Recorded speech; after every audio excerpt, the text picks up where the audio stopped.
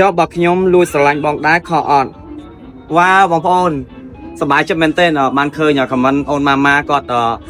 បានសារភាពមកវិញហើយថាគាត់ក៏ស្រឡាញ់ខ្ញុំដែរអញ្ចឹងហើយអត់ដឹងនិយាយអីថាក្រៅពីពាក្យថាសប្បាយចិត្តហើយក៏មានអារម្មណ៍ថាអ្វីដែលខ្លួនឯងមិនរំពឹងទុកឥឡូវនេះបានដូចបំណងដូចអ្វីដែលយើងថាយើងមិនបានគិតក្រុងទុកថាគាត់នឹងហ៊ានថាសារភាពថាស្រឡាញ់យើងវិញទេប៉ុន្តែគាត់ក្លាហានមែនទែនអូនម៉ាអញ្ចឹងហើយខ្ញុំសង្ឃឹមថានៅពេលដែលខ្ញុំទាំងពីរបានសារភាពអំពីចិត្តថាមានចំពោះគ្នានេះសង្ឃឹមថាបងប្អូនហ្វេនមិនថាហ្វេនរបស់ខ្ញុំបាទសឹមសវណ្ណរងហ្វេនរបស់អូនម៉ាទេហ្វេនរបស់អូនគុនធាទេនឹងយកយល់នឹងអធិស្ឋានឲ្យពួកយើងបានស្រឡាញ់គ្នាផងនិយាយទៅ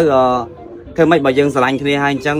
វាពិបាកដែរអញ្ចឹងសង្ឃឹមថាបងប្អូនយើងអធិស្ឋានផងហើយយល់ទៅសប្បាយចិត្តខ្លាំងហ្នឹងហើយអរគុណអូនម៉ាបងក៏ស្រឡាញ់ឯងដែរ